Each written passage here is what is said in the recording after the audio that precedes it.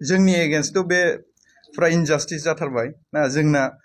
गासिबो क्वालिफिकेशना दंजोबो जोंना गासिबो क्राइटेरियाफोर दंजोबो एडभार्टाइजमेन्टआव जे होदों होमब्लाबो जोंनि नाम मुङा मेरिट लिस्टआव ओंखाराखिसै जोंना जे मेरिट लिस्टआव जोंनानो सबसे गोजौआवनो दंमोन डकुमेन्ट भेरिफिकेशनावथ' दा जोंनिफ्राय गाहायसिन बहुद गाहायसिन एसे एनै गाहायबा जेबो नङामोन ना बहुद गाहायसिन आंनानो फर एग्जाम्पल एभारेजआ 25 पॉइंट सामथिं आं टेटआव मोनदों 126 आउट अफ 150 ओमफ्राय आंना मा होनो हाई स्कुल ओइस आवबो मोजांखा मार्क्सआ 65% ओमफ्राय DLED आवबो 71% ओमफ्राय ग्रेजुवेशनावबो 69% हा एथ' बुरजा मार्क्स मोननानैबो जों मोनासै बेथ' पियर इनजास्टिसखा दा जोंनो जास्टिसखौ नांगौ जास्टिसखौ जुदि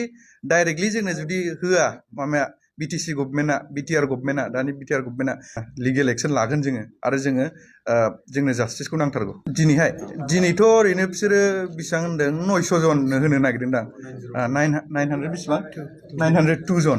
902 जननो एपइन्टमेन्ट होदों आरोना बिसोर होबायबो दिनैहाय एपइन्टमेन्ट माने जायनो मेरिट बेसिसै होआखै बिसोरो मेरिट गोनांफोरा नै बहायसो गासिबो मार्क्सआ नै बिथांनाबो मा होनलाय बेसेबांलाय 123 LP आव होमबाबो गैया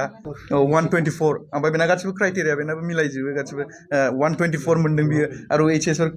किमान 77.8% आरो DLED 81.6 होमबा मेरिट मारै जाखो बेना माने पियर बे माबाखा आरोना बिराद करापसनखा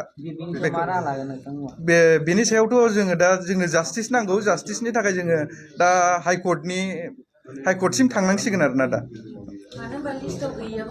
औ आरो खायसे मा जोङो नायबाय आरोना जे डकुमेन्ट भेरिफिकेशननि नामानो गैया बेनाबो बे सासे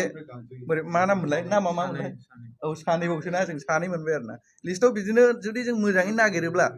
जुदि तदन्त खालामोबा होमबा आरो बिदि माबाखौ मोनबावगोन जोङो